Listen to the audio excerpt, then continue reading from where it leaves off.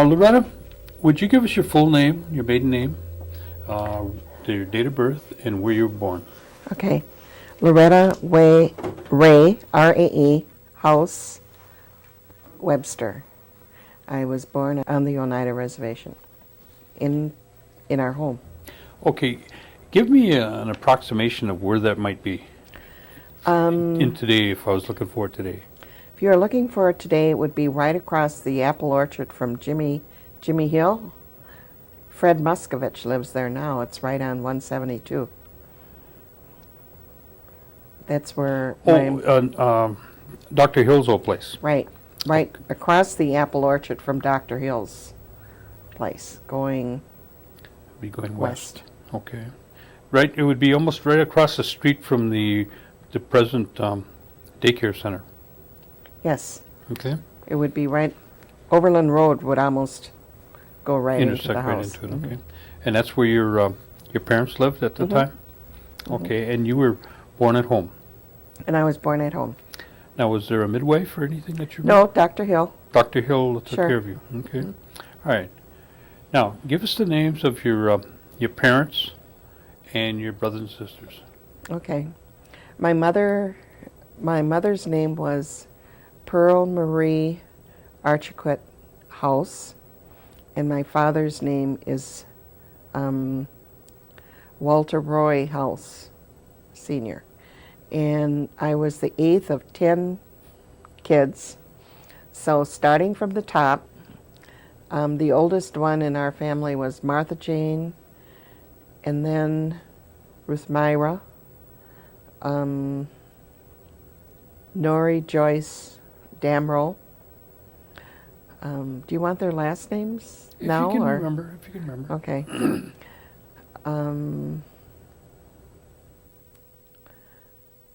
And let me see, there should be. And then there was Walter Roy House Jr., Gordon Lee House, James Wheelock House, Reginald House, and then I came. I was Loretta Ray House, and I had two younger sisters, Carol Ann Artman and June Marie Cornelius. Well, that was a big family. It was a big family, right? Okay, let's just look at how big was the house. The house was an old granary that they turned into a house.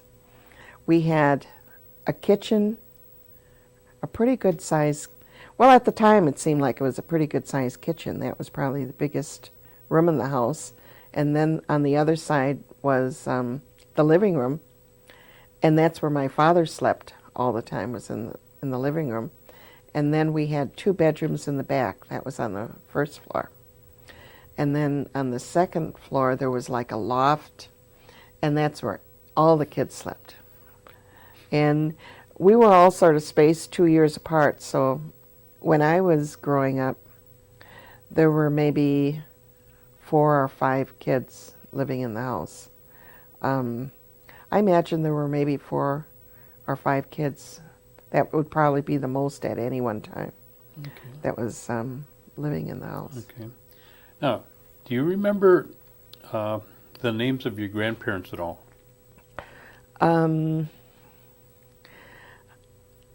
Levi Archiquette was married to Lucy Christian, from what I can remember. And I never really knew either one of them. Levi Archiquette died, I'm not sure, even before I was born. And then Lucy married another man who, he was an Oneida from Canada, and I called him Luggy. But he wasn't really my grandfather. I mean, but he was the only grandfather I knew. Okay. And then that was my mother's side. Okay. On my father's side, I only knew my grandfather, and that was William House. And he had his sister, his half-sister, was Cora House, although Cora was half Chippewa, and she was on the Chippewa rolls rather than the Oneida rolls. And and I never knew my grandmother on my father's side. Now, if your Cora house was half Chippewa, does that mean your grandfather was part Chippewa then? No, my grandfather was Oneida. Okay. And She was like maybe a half sister or a stepsister or something, Cora? my grandfather's mother evidently had been married to a Chippewa Okay. before he was married to my grandfather's how that worked, huh? father. Okay. All right. Now, you talked about your grandfather from Canada. Hmm. Where did they reside? Do you know where their home was? Where their home was in Canada? No, here. Oh, they, you know where our office is, Division of Land Management? Okay, down Okay, that was by the where creek they there? lived. Sure, Okay. old house, and that was a mansion as compared to the one we lived in. I mean, it had a second floor with about 4 rooms in it, and it had the first floor had a long kitchen, the whole length of the house, and everybody ate in the kitchen and cooked in the kitchen, and usually had like a dry sink because nobody had running water at the time, or electricity. So there'd be like a dry sink there. Sometimes in the really ritzy homes, they had a pump right by the sink there. But in all of our homes, I mean, we had to haul water to bring it in. Now, you called him Luggy? Lucky. Grandpa Luggy? Now, do you remember what he did? Describe the man to me when you envision him. What do you see? Was he a big man, or was he a short man, or heavy, thin? No, he was pretty thin, sort of wiry. And he was old when I was born, so he never really did work. I don't ever remember him working. He was always just sort of, I remember him sitting out in the sun a lot like my dad used to do, smoking a pipe, rocking chair, and the beech trees lived there. Donald, Andrew Beechtree, and my Aunt Angeline. And then they had, at the time I was growing up, they had Jeanette and Donald that were growing up at the same time, about our same age. And they lived down there too. And they pretty much took care of Luggy. Luggy was old at the time I knew him. And he spoke mainly Oneida. And he called me Skahet. And I would ask my parents, what does Skahet mean? And my dad always said, oh, that's the most beautiful woman in Canada. And, I thought, wow, that's a really neat name to have. And finally, one day, Oscar Archiquette asked me what my name was, and I said, Skahet. And he had sort of a funny look on his face, and he said, you know what that means? And I said, it means the most beautiful woman in Canada. And he said, it means ugly. And I was so devastated. I mean, I started crying. I must have been about six years old, something like that. And I can remember what a traumatic thing that was to me when Oscar told me it meant ugly. So I went to my dad, of course, right away. He's the first one who had been given me this, had told me, misinformed me about what my name was about. So I went to him and I told him what Oscar had told me.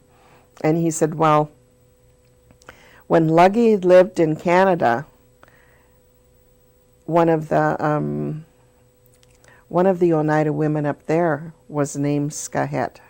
And she turned out to be just a beautiful young woman and probably may have even won beauty contests or whatever. But he was always so impressed with her that her name was Skahet that when I was born, he thought I was a real pretty baby, and so he called me Skahet. And then, of course, they tried to keep it from me for the rest of my life, what it really meant. So, but I finally found out that's what it was. Okay. How big of a piece of property did your grandfather and your grandmother have down there? It was Levi Archicut's property. And I don't think there were ever any probates until Angeline died. Because up until that point, it was just whoever was living in the house took the land. And since Angeline was taking care of Luggy, it was never really probated. It was kept in the family. But I would say it was maybe 25 acres, 25 acres of land. And in between the house below the hill and the house where we lived on top of the hill, that whole part was fields, usually corn. There was a barn there where there were horses and a couple of cows, and then they had a chicken coop right next to the barn down there. So most of what they did was raise Small farming for their own use. Mm-hmm. And then behind the house on the top of the hill where we lived, we must have had about an acre at least that we used for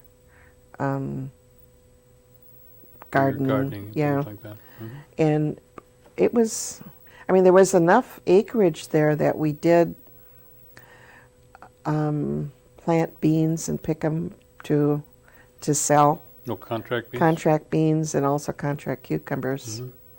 And then we usually had tomatoes and potatoes and whatever for ourselves. That's another thing about the house is that it had, like for a basement, it had boulders, just these big rocks that they used for a basement. And then we had a hole in the floor where you could lift it up and go down into the basement, and it was basically just dirt.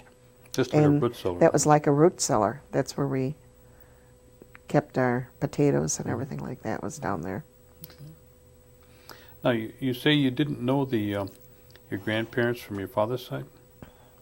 The only one I knew was William. And that's his dad. That's his dad. Where was he at? Where was he located in relation to that? He was living with us. Okay. He lived with us, and he was retired. I see. Also. And what was his occupation? I believe he worked in Chicago, and he was like a maintenance man. And then when he retired, he came to live with us. Now, I'm just curious, at that time, we must be talking, probably back in the, turn of the century or shortly thereafter. Did he ever tell any stories of, why he left the reservation and went to Chicago and what, what prompted that? I really was pretty young when he was living with us. Mm-hmm. And he was not a real patient grandfather. And I think he was going senile. He understood English and he could speak English, mm-hmm. but he wouldn't. Either he wouldn't, or maybe he had forgotten English by that time, mm-hmm. because he would sort of speak in broken English and mostly Oneida to my mother and father. And it never occurred to me that, he must have been able to speak English in order to work. To function in Chicago. Yeah, mm-hmm. to work so far away from the reservation. Mm-hmm. But he was, again, he must have been in his, I think he must have been living in Chicago for maybe 10 years after he retired, because by the time he came to us, it seemed like he was really old. He was like close to 70. Oh. So he had been retired for a while. All right, let's talk about your parents. Tell me about your mother. Okay. What do you think of when you see your mother? I think of a really big smile. She was such a positive person. She's a bubbling person. Sure. She had so much hope for the future, and I think she did convey a lot of that to the kids, to all of us. She always felt like every one of us could reach the stars if we wanted to. You know, there should be nothing that stopped us. But she was also well educated. I was going to say, what was her educational background? Her educational background was in music, and she went to Haskell, and when she graduated from there, she went to the University of Kansas, and I think it's the University of Kansas, or it's right in Lawrence there. There's a university there. She still lived at Haskell, but she would take the bus to the university. And she never did get a bachelor's degree or anything, but she went to the university for a couple of years in music. And then when she came back, she used that music at the Episcopal Church, where she was the organist for about 30 years, and she directed the choir and was a vocalist herself. She had a beautiful voice. When would you say it wasn't until she returned from school when she started raising a family? Right. Okay. And my father's education was much different. He and his brother lived with their father, William. So William did do some farming, I think, when the kids were young. And when my father was about 5 or 6 years old is when he and his brother were taken away to the boarding schools. And what was his brother's name? And he went to a boarding school near Wittenberg. And it doesn't seem like that far now, but evidently it was... at the time. At the time it was And really quite a his distance. brother's name? His brother's name is Rufus. Okay. And Rufus is a little older than my dad, maybe 1 or 2 years. And so Rufus had been there at least a year, and then Dad started going to school. And he said they had to stay there from September through June, because evidently the BIA would pick them up in September, and then they drop them back home in June. There were some kids that maybe would go home at Easter or Christmas or whatever if their parents had a little money. But evidently his parents didn't have any money at all. So he had been there for a couple of years. He must have been about 10 years old or something like that, because he said in the spring of the year, some of the kids who had gone home for Easter came back, and they said they thought his mother had died. They weren't sure, but they probably just overheard from people or whatever. And so he really didn't know until he went home in June that his mother had died, She had passed away. giving birth to his youngest sister.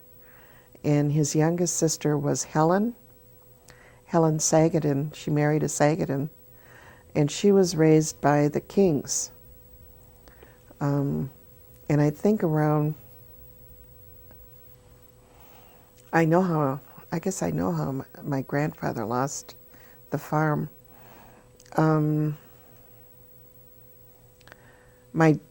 That must have been around 1910, because my father was born in 1900. So he would have been, it would have been around 1910. During that period of time, my father had an uncle.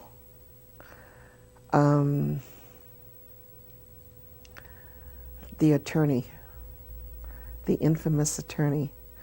It's one of my relatives. Wheelock? Wheelock. Mm-hmm. That's where my brother Jimmy gets his middle name from. That attorney. What's his first name? I'm trying to think of Morris it. or No, it's not Morris. No, Morris. The other one. Okay, we'll think of it. And I have a feeling that that was my grandmother's brother. Okay. That was the attorney. And what he did was, my grandfather and grandmother had allowed him to mortgage the farm, and they didn't have any kind of income or anything because they were basically doing subsistence farming there. And when Wheelock died, and I'm not sure what year he died, but it must have been around 1914, 1915, around there. He was paying the mortgage payments on an annual basis. And when he died, my grandfather didn't have any money to pay those mortgage payments. And so they lost the farm through foreclosure. Well, Must have been even later than that because the farm would have been, well, maybe not. I don't know. The trust period would have lapsed around 1917, 1918, but there's so many of these farms, if they went through probate or they went to the heirs, well then the heirs automatically took it out of trust. Once the allottee, the original allottee, the trust period was only to the original allottee. Okay. So And that was 25 years. And that was 25 years, right. Okay. And I believe that the farm had been in my grandmother's name. Where was the location of that? Again, was that around that area there, or was that a different location? The way my father described it once, I think it was over near the quarry on Overland Road. Okay. But it would have been to, I imagine the allottee would have been a Wheelock. Okay. And how much are we talking about the acreage, would you guess? I would say maybe 40 acres. Now let's just dwell on a little bit on this attorney. On this attorney. Yeah, that's just this particular attorney. There's a lot of information about, or a lot of newspaper clippings about him around the turn of the century. Do you have any kind of stories that your parents might have told you, or that you've discovered about him? Yeah.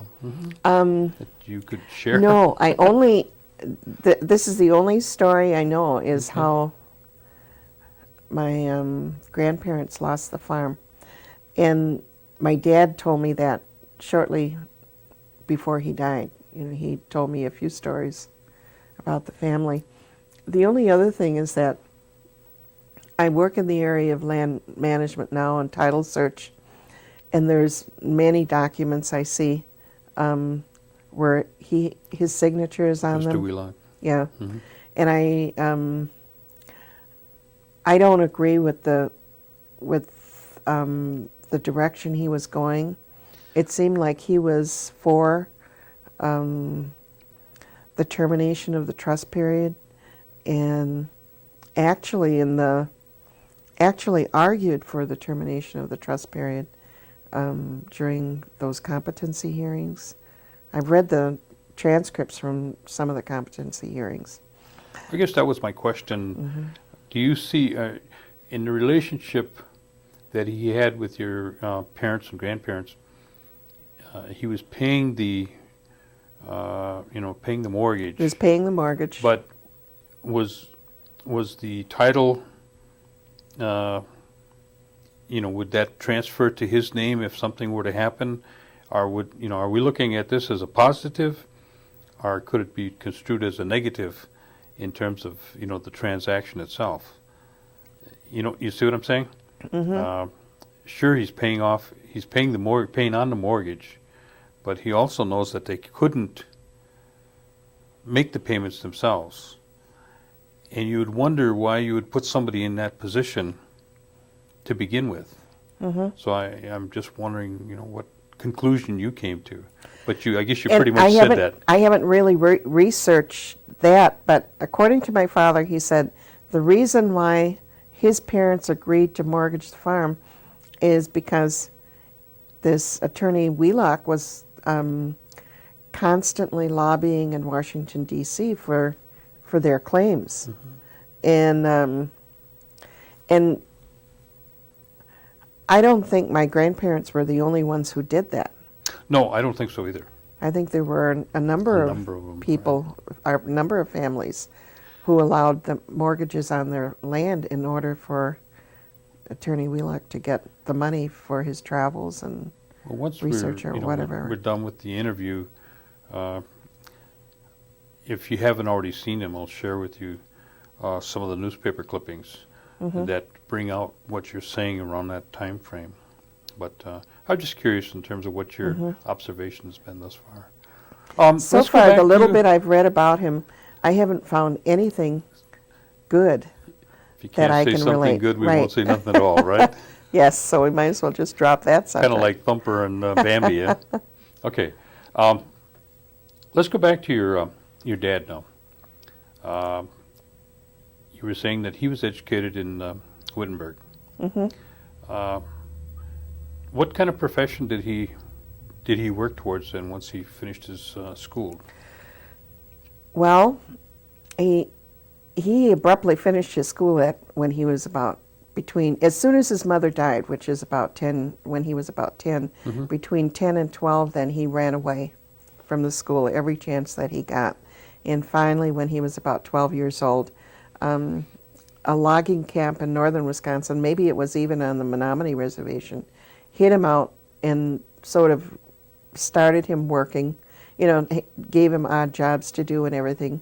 But at least they fed and clothed him and put a roof over his head until he was old enough so that the school officials wouldn't come and take him away. And so he had maybe a 7th or 8th grade education at the most. And I never was able to get from him how he ever met my mother, because my mother was really well educated. She did come back to the reservation at some point, and I'm not sure why she even came back to the reservation. Okay. Okay, we're talking about your dad and up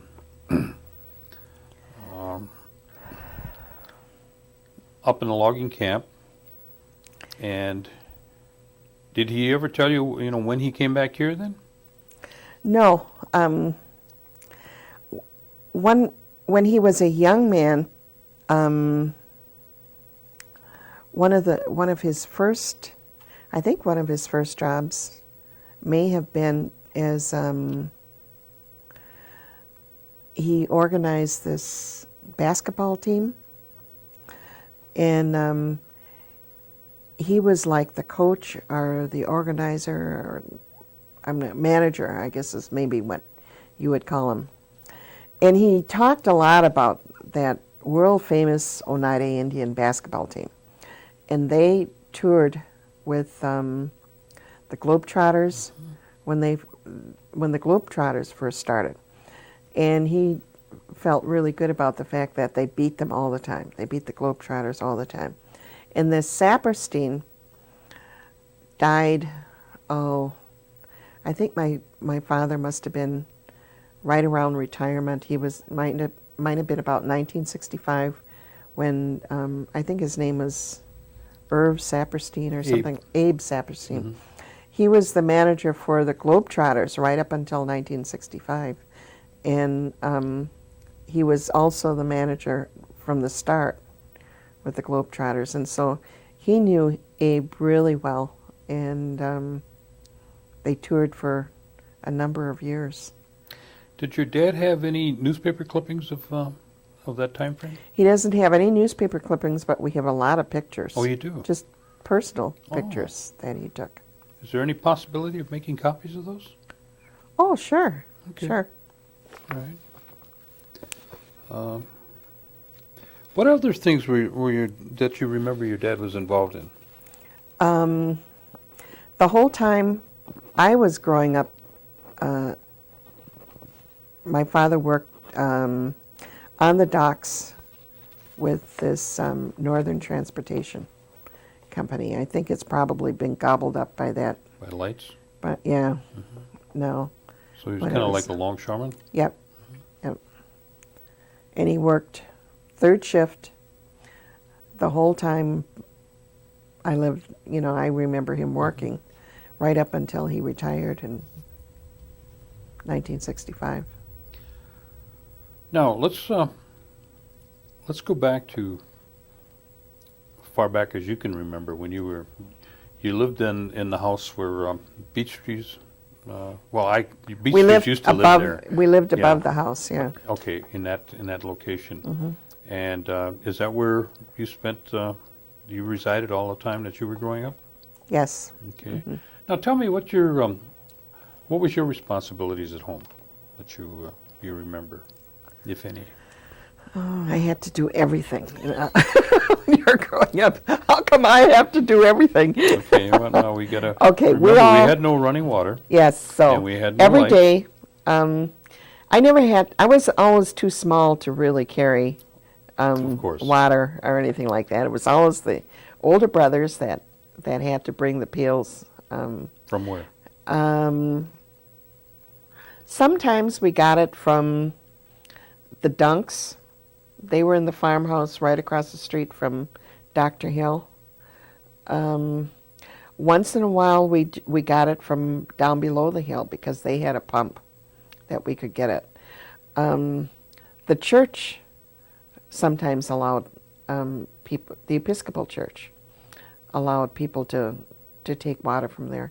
But that was always sort of a last resort. By the way, that's where we took our showers once a week, was over at the church. In the basement they had. At the parish hall? Yep. Okay. Not at the parish hall.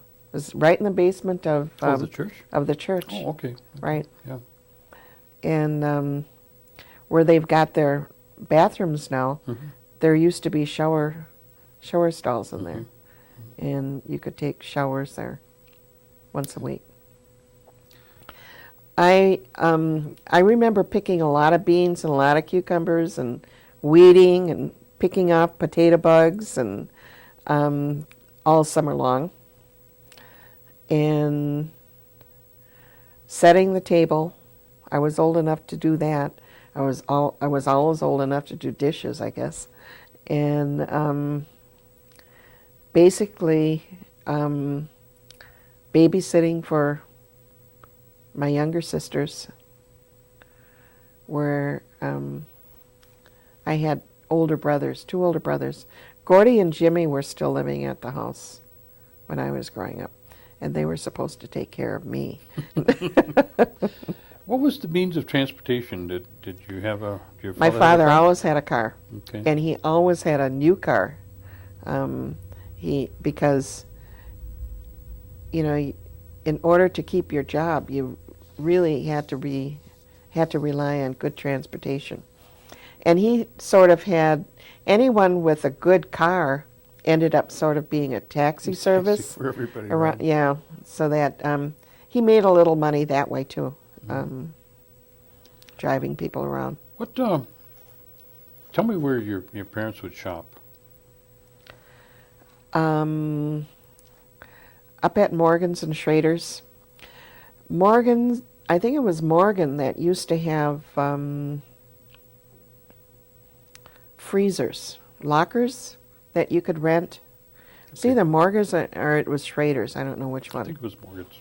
But my father would buy a whole pig or half a cow or something like that, and get it all packaged and everything, and then he would rent lockers from one or the other. And chickens, I can remember going with my dad to go to Bunker. Bunker's had a farm with where he sold chickens, and he wrung their neck and stuck them into the boiling water while you're carrying on this conversation with him. And we had chickens once in a while at our house too. And whatever we had, it was our responsibility to take care of them, to feed them, to water them, to tend them. The kids had to do that. Mm-hmm. If somebody got sick, fortunately you were right next to Dr. We were Hill, right next to Dr. Hill. So that, that pretty was much never a took problem. Care of that.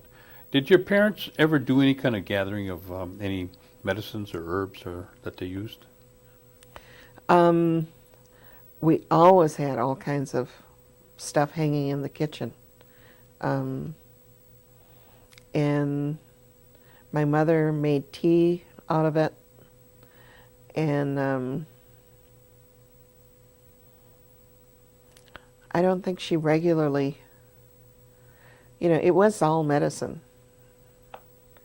that she had. She would smear it on us if we had some kind of a bee sting or whatever. Now, were your parents or your grandparents involved in any kind of tribal Politics? Well, they called it politics, yeah, if you will.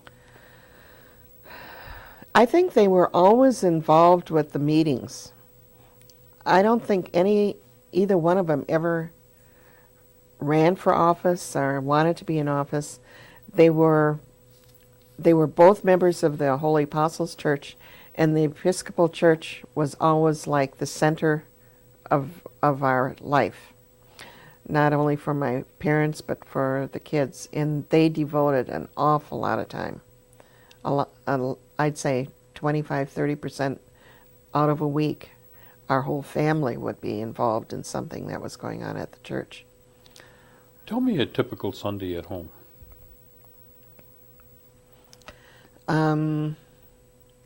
We started going to Mass at about 7, 8 o'clock in the morning, something like that. And we attended every single Mass. Either my dad had to be there or my mother. And every child went into the choir as soon as they were old enough to walk, because that was one place where my mother could keep an eye on us, was if we were in the choir. So we were part of that, and then we'd have choir practice afterwards, or there was, after the first Mass, there might be breakfast or coffee or something there. We wouldn't even go home. I mean, we would just be there all morning long. When we finally would go home, it would be about noon, and then my mother would cook a big meal for us. As we got older, once in a while we could talk my dad into taking us to a movie Sunday afternoon, and so maybe about once a month he would take us to a movie. Otherwise, we just sort of sat around and we played games or played homework. When my grandfather lived there, we always had to play cards with him, and he liked to play, what the heck was it called?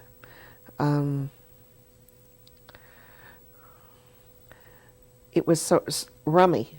It was some kind of a rummy game that he played. So that was like one of our chores too, was to play cards with him just about every day for a certain period of time.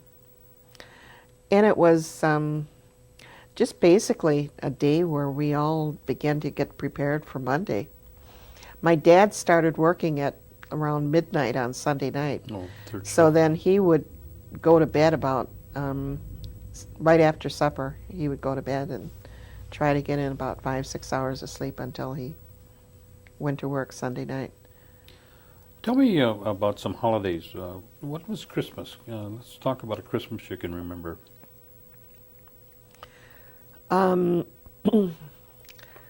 We had very little money, but it seemed like, and we never had like dolls or any. All of our gifts were pretty practical, socks and underwear and new jeans and things we had to have. Except we always got a stocking from the nuns at Holy Apostles, and generally Holy Apostles tried to pass out one present at least to all of the kids who were members of the congregation. And we always got at least one fruit basket or something like that from the church for the family. And I don't know if that was typical of every family, or if it was because our family was such a big part of the church that we got a lot of these little perks that maybe other families didn't get. Plus, we had such a big family, and I think Mom and Dad were really responsible with their family and with the church and everything like that. I think they were good parents. Did you have a tree? We always had a tree. Who was responsible for that? My dad basically went out and cut a tree down. Kids, if the boys were around, they would help. And then the trimming? We all did the trimming. Had boxes of old ornaments and everything like that were packed upstairs all Tell year. me about Midnight Mass. Well,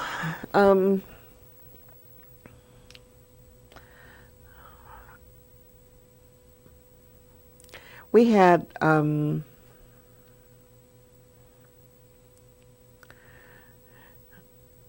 Midnight Mass was sort of exciting because we got to stay up late. And usually we'd been practicing in the choir for months before Midnight Mass. We probably had been taken along with our parents to work on the greens in the evenings. What does that mean? The To somebody that doesn't know what you're about the greens. The men and women of the congregation at Holy Apostles, and I don't know, they may still do that. They had long ropes that they would tie greens on, and then these ropes would be looped from the roof, from the ceiling on the inside, all through the church, all up and down the church. And basically it was decorated with all of these ropes of cedar all through the Christmas season. So there was a lot that went to leading up to Midnight Mass. And the thing I can remember about Midnight Mass is that it would be packed. You know, this is one of the times of the year when it was like standing room only at the Holy Apostles Church. And usually there were more than just our local priests that was there. There might be a couple of other priests from other congregations that would come in and help. And but it was a long service, a lot of beautiful music, and did they sing the Oneida hymns at that time? Oh yeah. Mm-hmm. And you were part of the choir. Sure. So you sang Sure. with the Oneida hymns then. Okay, who do you remember singing the Te Deum, and what was that? There was I think there was a Metoxen. I can remember him. He was tall and slim and lanky, and he was an old. Everybody seemed to be old at that time. He he's died. I know, but I remember him singing it. I remember Ruth Baird singing it. And my mother sang it once in a while. What was it? Well, Te Deum is Latin, and I don't really know what the words mean. It was a special song, though. It was a special song that only was sung at special occasions within the church. Okay. Okay, right following Christmas came the New Year's. And did you go hoyaning? Oh, sure. And what did that mean? Well, we went to all of our neighbors, and it was pretty well. It was quite a trek. I mean, we would start very early in the morning, and it wasn't just donuts. I mean, we would get everything. I mean, sometimes people would give us pennies, or they'd invite us in for hot chocolate. It was always very cold, a lot of snow, and we'd go from door to door. Our whole family, it was usually the 5 of us kids, although I think Carol and June, they were pretty young. They were too young to go in a lot of years. And then Donald and Jeanette, we'd sort of all go as a group. And we'd start out first by going down the hill to the beech trees and collect Donald and Jeanette, and then we'd go across the road, and well, we'd always get our treats at the beech trees then, and we'd go across the road and collect. Jimmy Green was across there, and they'd give us something. We'd have like shopping bags or any kind of a bag just to carry the treats. And then we'd go up the hill and start going along the ridge to the people that we knew. And I can remember when the Bunkers moved into that little farmhouse on top of the hill, and I think I must have been about 8 years old then, because all of a sudden, this was the first time we'd ever gone to a house and there were white people who lived in it. And so we went to the door and we were yelling, "Hoyan, Hoyan, Hoyan." Nobody was coming to the door. Finally, Mrs. Bunker came to the door because we weren't leaving, until we got our treat. And she came to the door and she said, "What are you doing here?" And so we said, "Hoyan, Hoyan." And she said, and she wasn't being mean or anything. She was just didn't know. She just didn't have any idea what we wanted or what we were doing there or whatever. So I think we finally did tell her, "Well, you're supposed to give us some kind of a treat." So she did. She went around and scrounged around some cookies or something like that. But so it was an education process for her, right? Mm-hmm. Okay. Now, what about Easter? Did your parents ever talk about holy water? Yeah. Let me see. We always got holy water at Easter, or we took water. How do you go about doing that? She just collected. It seemed like we collected water from down below the hill from our Division of Land Management office. There was a spring, and it was a freshwater spring that once in a while we hauled water from there for like clothes and everything like that. But it seemed like that's where they had to get the water for the holy water, and they would just take a clean jug and go and get water and then it would be taken to church, and it would all be blessed. Okay. Let's back up a little bit here to, I want to ask you about your mom and dad's opinion on the boarding schools. Did your dad ever talk about that, and did he have a pro or con position on the boarding schools? Definitely con. Tell me about it. I don't think my mother went to, well, she may have gone to a boarding school, but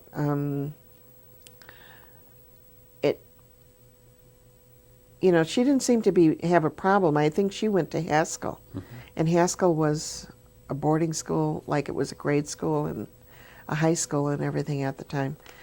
And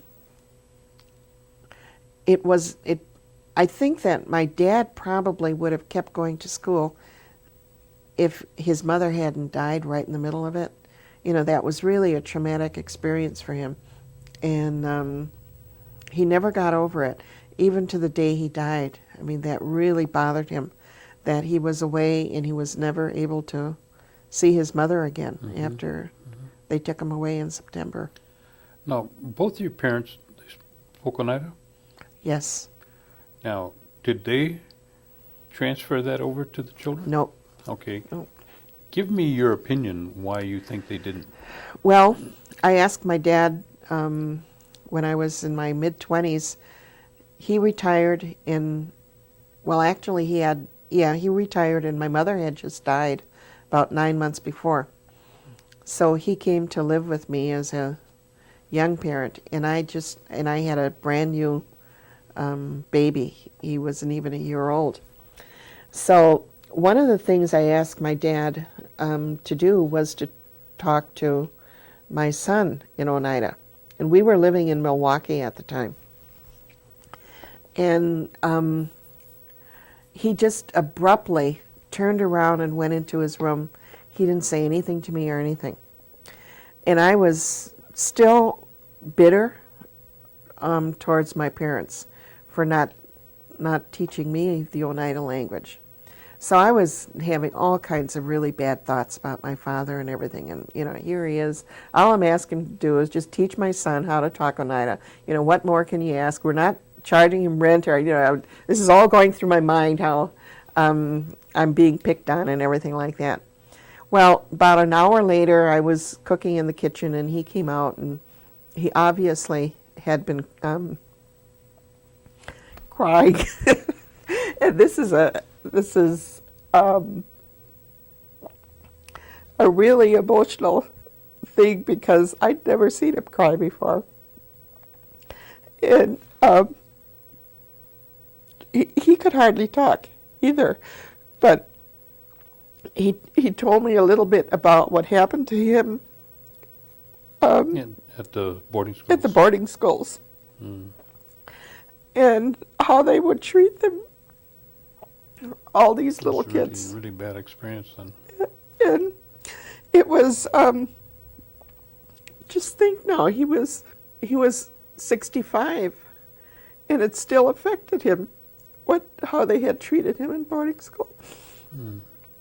And so he said, because of that, his mother, he and mom had said, no, they're not going to teach the kids,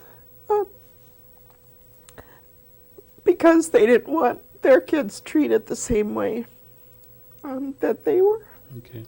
Let's just take a little break here. Yeah, I think so too. Let me.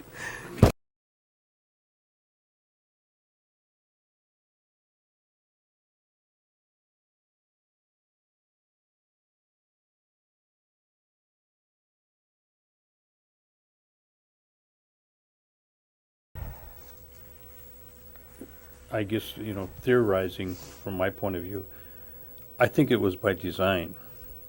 Break the family. I think that the 1887 Allotment Act was meant to break the government, which they did. And the schools, the boarding Big schools, and the breaking of the language. And, but this was prophesized, from the people prior to all of these things happening in the 1870s and through there, and they could see it coming. And, But, when you read about these things and the more you learn about it, it's just amazing the powerlessness that they were living in. I mean, they could see this happening, and it was happening to people on a daily basis, and nobody had the power to do anything about right. it. Well, see, there's another avenue of approach with the boarding school. What your parents displayed, and then from another standpoint, there was a lot of parents that sent their children to the boarding school because they didn't have anything. They couldn't exist. They couldn't afford to raise them. Exactly. So we, in some of the interviews, we get a pro and con in that respect. But when you stop and think about the situation and what they endured and the circumstances that they were under, and then look at today, we're still here. Mm-hmm. I mean, that's almost a miracle in itself, in terms of the genocide that went on at that time. I mean, they didn't put them in the ovens, but it was almost the same. Sure. I mean, they were walking people that were cut off from their culture, and anyway, that's a different story. You ready? We're ready. Okay. All right, let's talk about starting school. Tell me about where you started school. I went to the mission school, Okay. and it was taught by the nuns from Holy Apostles Church. And now I started going. My mother used to send me to school with Jimmy and Gordy, mainly because she thought it was a positive experience. But the other thing is, I think, just to sort of almost like a daycare center, if she had other things she had to do or whatever, she'd send me to school with the kids. So I must have started school when I was 4 or 5 years old. And my birthday's in January, I was 5 years old. I was 4 years old when I started kindergarten. And then the other thing is that I did 7th and 8th grade together. I was a good student. I was always a really good student right from the start, and loved to go to school. And so when I graduated from 8th grade, I was about 12 years old. And and then I went to high school at St. Anne's Convent in Massachusetts.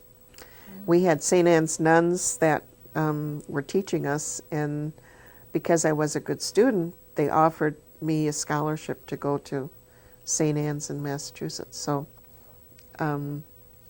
around 12 years old, I think, is when you begin to get upset about everything around you. Everybody's picking on you, you're growing up, becoming an adult, and you don't really know.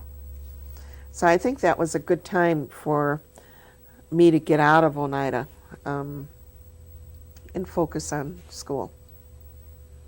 So how many years did you go to the academy? To St. Anne's. 4 years. 4 years? Graduated from high school there.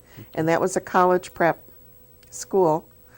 And Father Christian was still the priest when I graduated from high school. And he had friends at Ripon College, where he got me a scholarship, and I had a part-time job there. And all again based on the grades that I received when I was in high school. So that's where I graduated from, was from Ripon College. What'd you get? What'd you graduate from there in Biology. biology?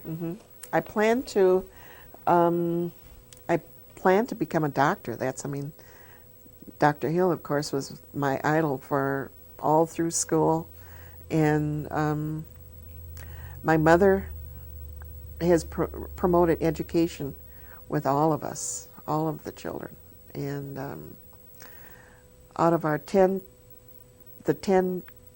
kids, every single one of us got a high school diploma, which is unheard of.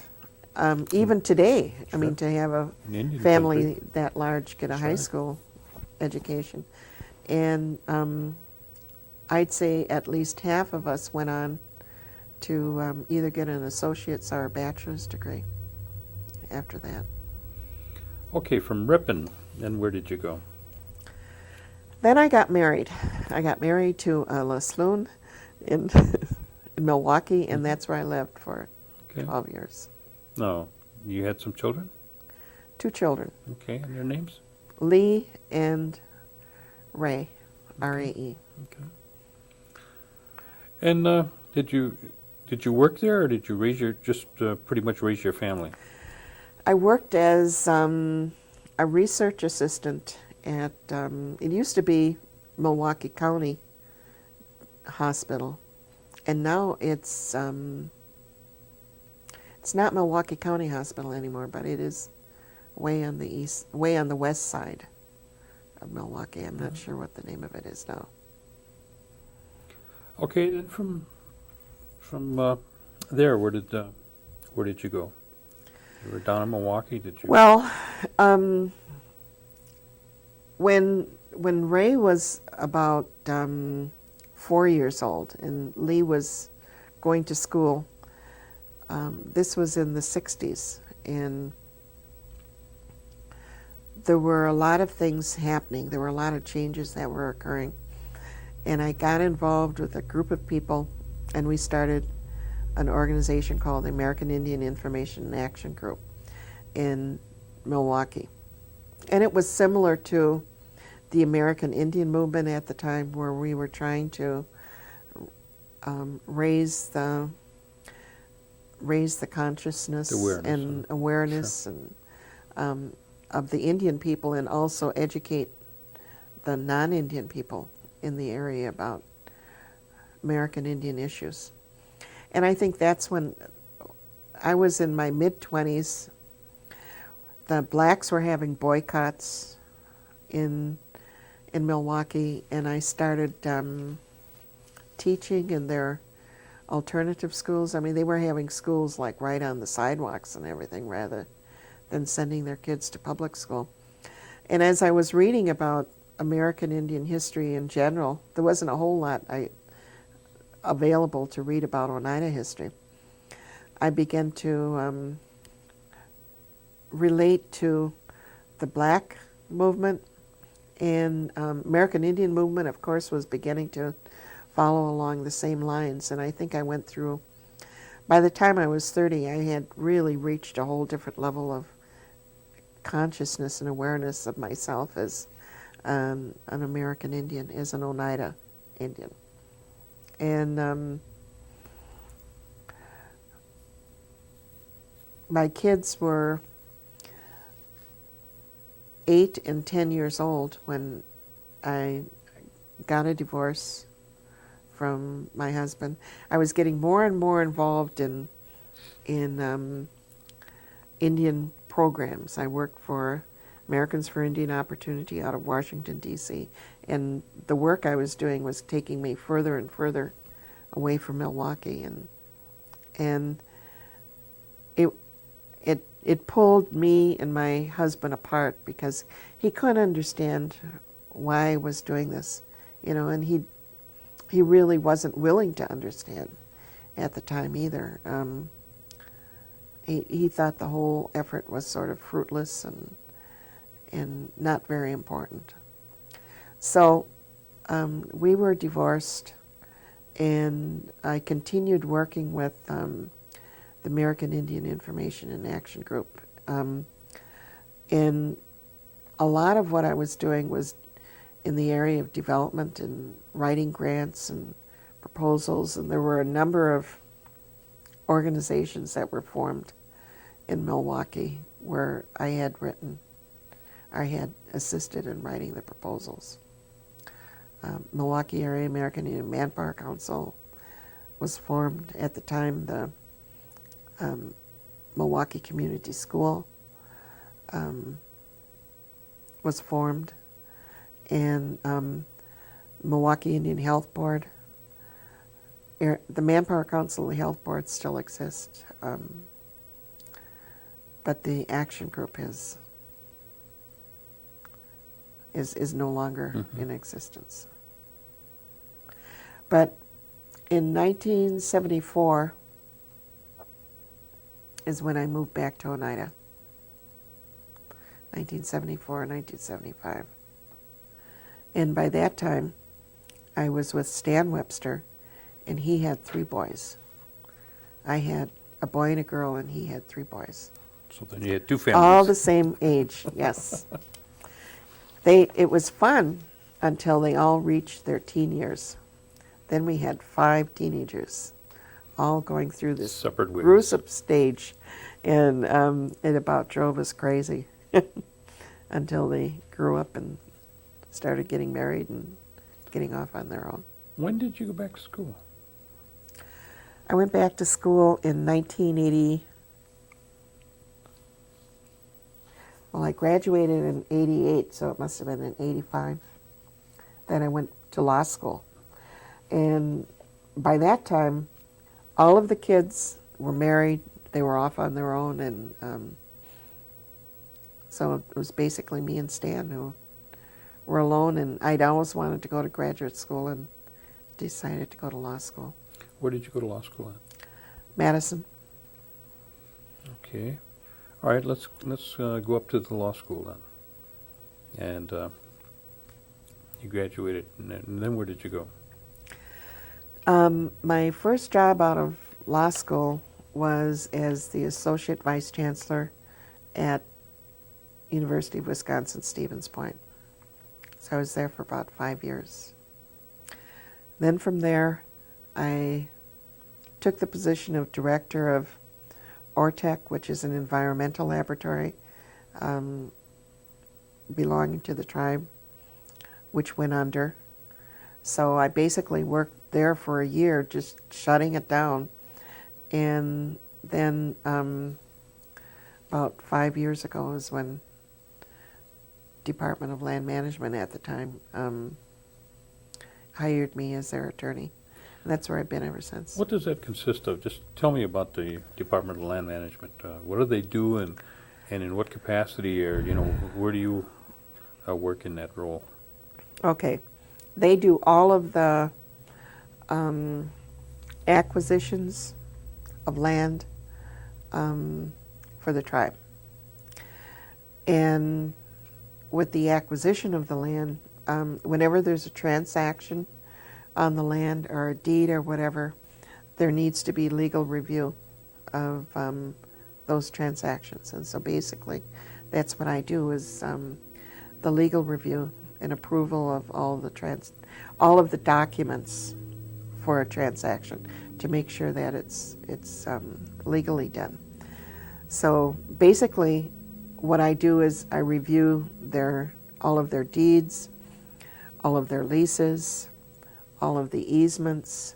They now do probates, so I do the review of the probate package, wills.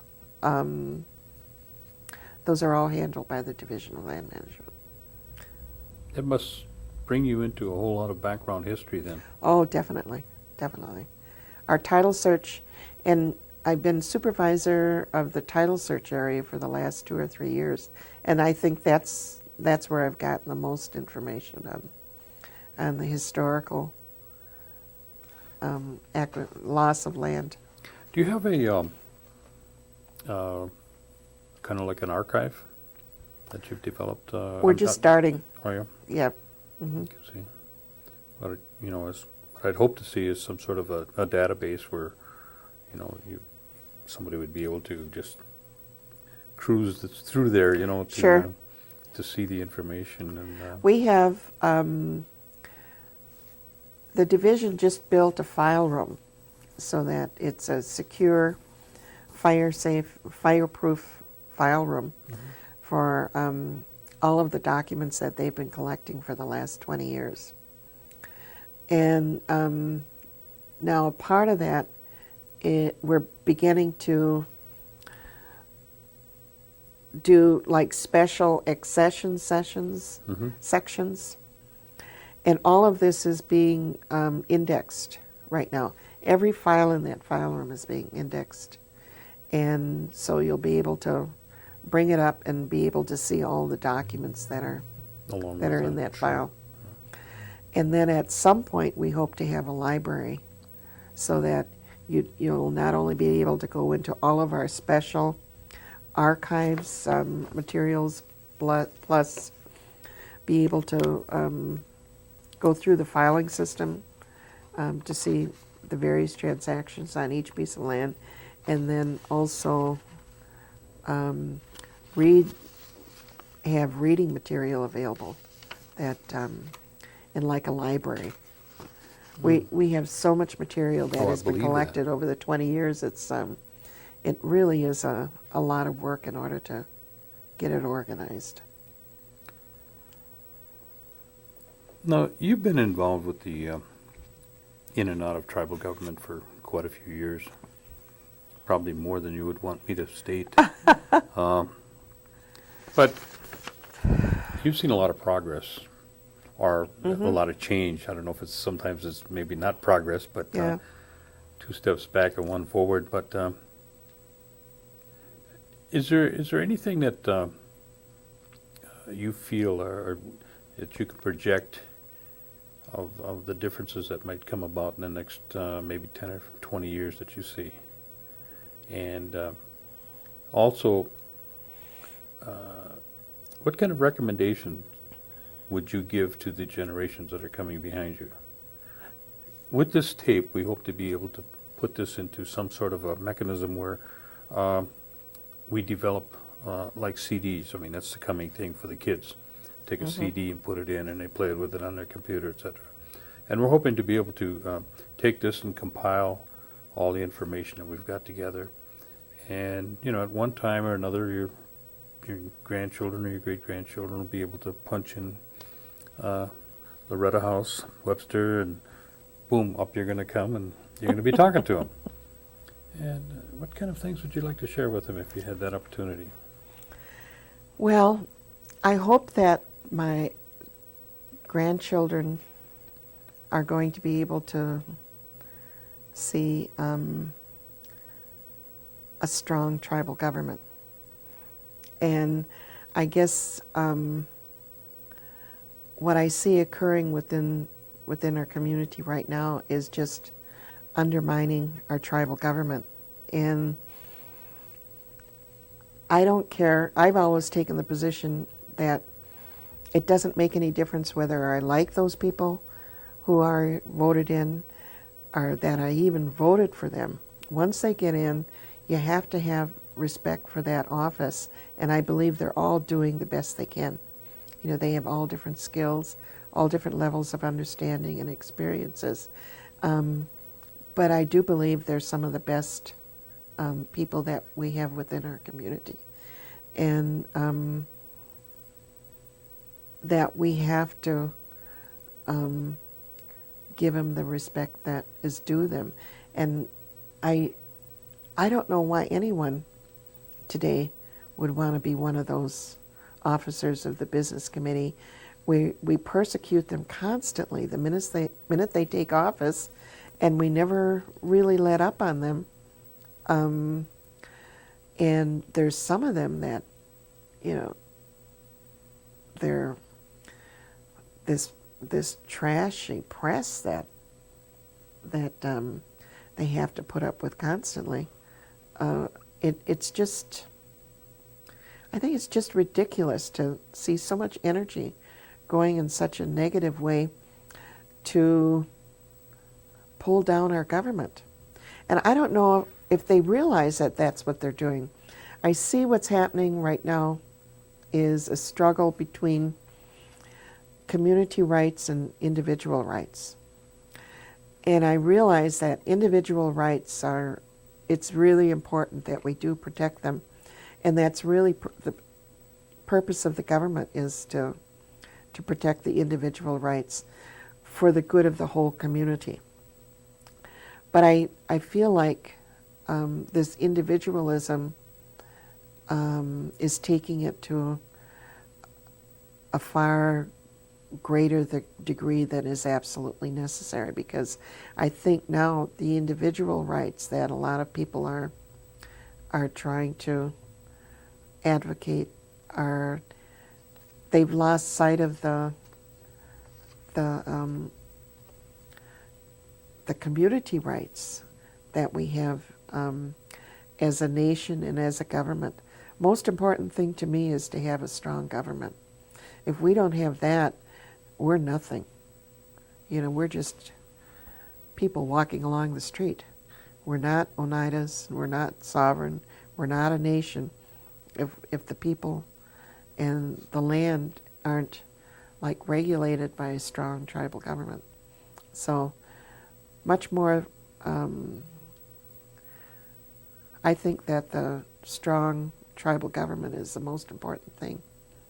And I see it really being undermined by a lot of people within our community. I teach a class on tribal property law, and we had a really hot discussion about the new Constitution. And this went on for about an hour and a half. And all of the issues that came up, in the end, I asked them to do one thing for me. I said, okay, now, all of these issues, tell me which of these issues we've been talking about are going to impact tribal sovereignty, are going to strengthen tribal sovereignty. And there wasn't a single thing they were talking about that had anything to do with tribal sovereignty, with our government at all. It all had to do with services. Who's going to get the services? Where's the money going to come from? You know, and it seems like people are focused on services, focused on getting services, rather than, it's like they miss the forest for the trees. We're not going to have anything if we don't have a strong tribal government in the next 50 years. And I hope that my grandchildren and great-grandchildren and great-great-grandchildren are going to be able to see a strong Oneida tribal government. Good. Okay. Anything else that you want to add that I may have forgot? No, Think we got it all? I think I think you got much more than I ever. All I right. have a question though. I don't know, you talked about Dr. Hill was your idol, and we never really talked much about Dr. Hill, and obviously you knew her very well and saw her coming and going. I don't know, Gordon, if that's something that you wanted to explore with Loretta at all? Some Dr. Hill stories? I have old Dr. Hill stories. She was my idol, but, you know.